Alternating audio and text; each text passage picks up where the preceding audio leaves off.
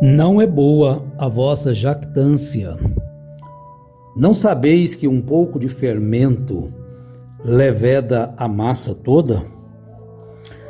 Muito bom dia a todos os nossos preciosos e amados irmãos.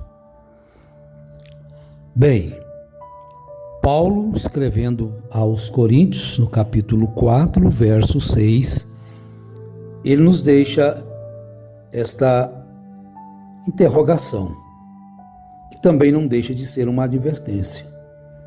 Não sabeis que um pouco de fermento leveda toda a massa? E nós encontramos que Jesus também usou este fermento, a palavra, para exemplificar a contaminação das pessoas por outras. O fermento era usado como uma metáfora comum para alguma influência corruptora. Corrompe.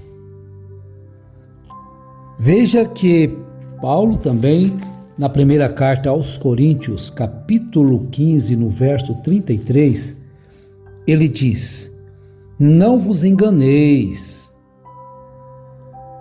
as más conversações corrompem os bons costumes. Note que isto aqui é quase semelhante a que ele escreveu em 1 Coríntios 4. É Coríntios 5, né? 1 Coríntios 5, verso 6. Não sabeis que um pouco de fermento. Bom, então o nosso assunto, nós vamos falar um pouquinho sobre costumes.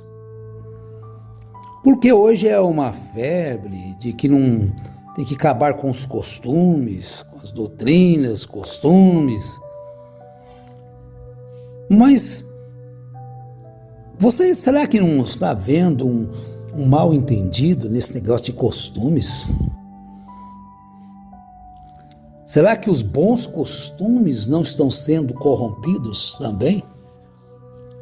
Por esse pretexto de liberdade? Eu sou livre, então eu não tenho que fazer nada. Eu posso até me desligar da videira, que eu tenho vida. Eu sozinho sou a igreja. Olha, você não é. Você não é a igreja. Você é um tição fora da fogueira. Apenas isto. Você não é a fogueira. Ninguém é. É um assunto que a gente tem que ir com calma, tranquilidade, um pouco de fermento. Porque os homens, se dizendo sábios, se tornaram loucos. Olha que o que está havendo aí não é sabedoria de Deus, não, é sabedoria do diabo. Para afastar as pessoas dos bons, verdadeiros e necessários costumes. Não, mas tem coisa nova. Não. A Bíblia diz que não existe nada novo. Tudo que existe hoje já existiu antes. Já existe alguém hoje para dizer que não tem necessidade de ir à igreja? Veja que quando Paulo escreveu aos Hebreus capítulo 12, ele disse que já era costume de alguns.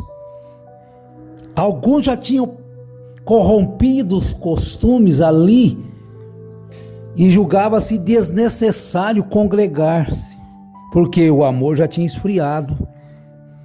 Não tem necessidade. Olha, as más conversações corrompem os bons costumes.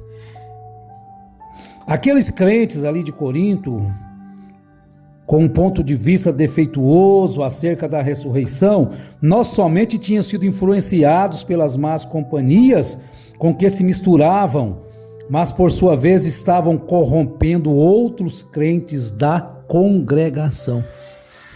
Eles estavam corrompendo outros.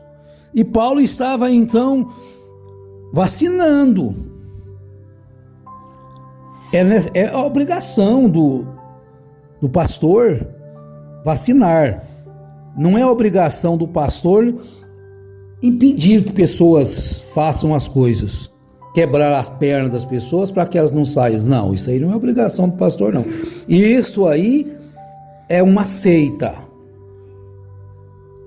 Não é porque você saiu de uma seita enganosa que agora você vai cair para o mundo também.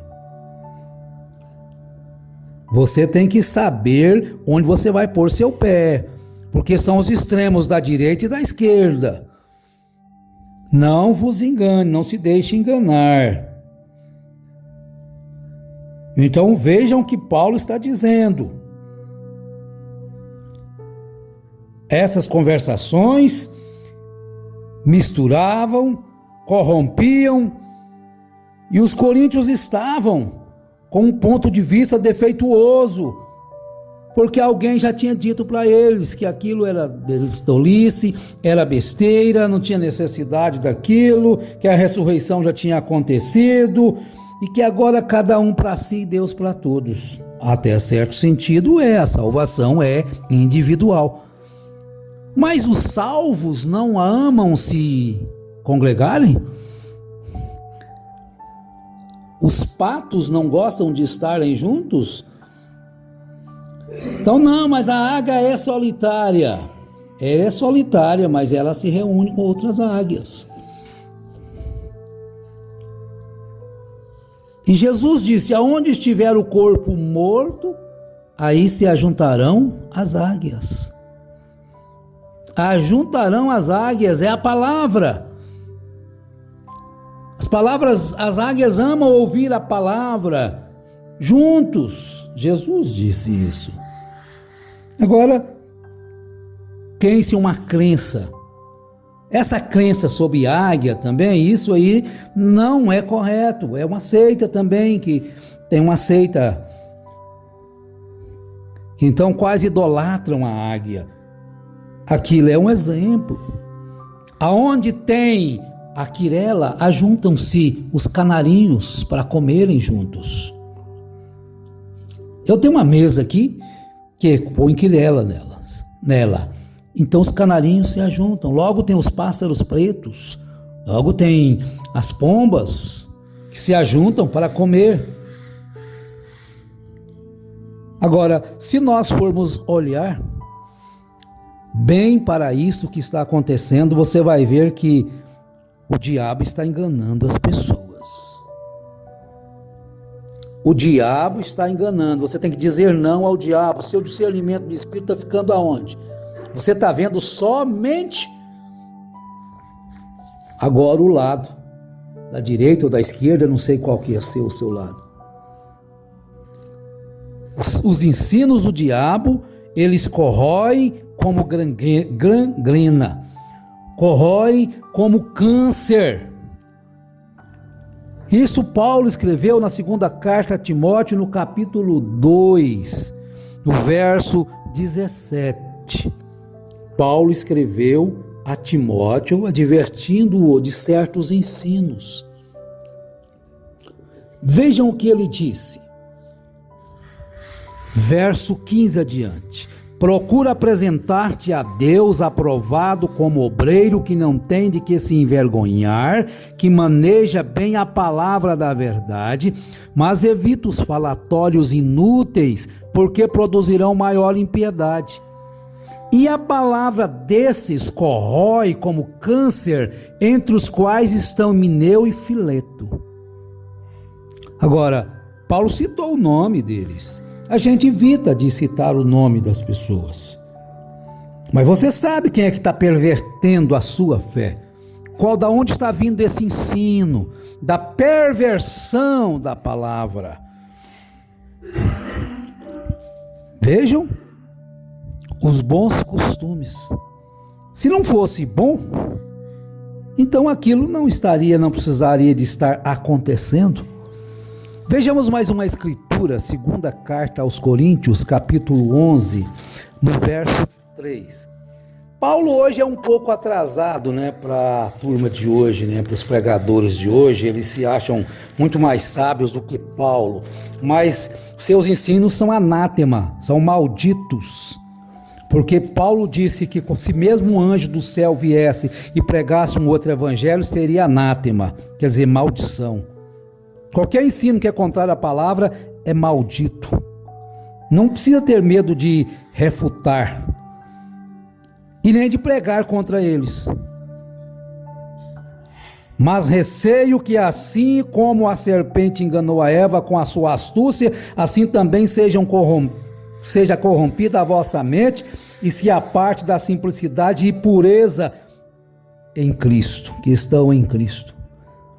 Se na verdade vinda alguém prega outro Jesus que não temos pregado, ou se aceitais espírito diferente que não tendes recebido, ou evangelho diferente que não tendes abraçado, a esse de boa mente o tolerais. Então chegou um novo evangelho aí, um novo sistema, tudo agora é costume, não existe mais costumes. Então nós vamos abraçar isto. O que nós queremos é o inferno, você está dizendo. Vamos ver Filipenses 2,15, o que Paulo escreveu na carta aos Filipenses, capítulo 2, versículo 15. Está escrito desta forma. Vamos ver o 14 também para melhor compreensão. Fazei todas as coisas sem murmurações nem contendas, para que sejais irrepreensíveis e sinceros, filhos de Deus, inculpáveis no meio de uma geração corrompida e perversa, entre a qual resplandeceis como astros no mundo, retendo a palavra da vida, para que no dia de Cristo possa gloriar-me de não ter corrido nem trabalhado em vão. Paulo, parece que o pessoal está achando que você trabalhou em vão, que as suas escrituras, que as suas cartas são atrasadas. Será? Engraçado, né? Não precisa de igreja mais. Eles estão achando que Paulo era atrasado. Engraçado que Paulo mandou edificar igrejas. Quando ele escreveu sua carta a Tito, o que ele falou? Que ele derrubasse os templos, dissesse para os irmãos que não precisava mais de congregar. Será que foi isso mesmo que ele falou? Talvez seja, né? Mas vamos ler lá o que ele falou para Tito. Tito, diz aos irmãos que congreguem em suas casas, não precisam mais ir à igreja. Para que isto? Isso era costume judaico. Que costume judaico? Israel só tinha um templo, as pessoas moravam longe. Mas é engraçado. A gente vai analisando as coisas e vê como que as pessoas tropeçam em si mesmas, nos seus ensinos. Verso 5. Por esta causa te deixei em Creta, para que pusesses em ordem as coisas restantes, bem como em cada cidade constituísses presbíteros, conforme te escrevi. Alguém que seja irrepreensível, bom, aí ele dá o requisito de como devem ser aquele pregador. Pode ler Tito, capítulo 1, verso 5. Você vai ver o que Paulo mandou ele fizesse. Estabelecesses presbíteros como já te mandei.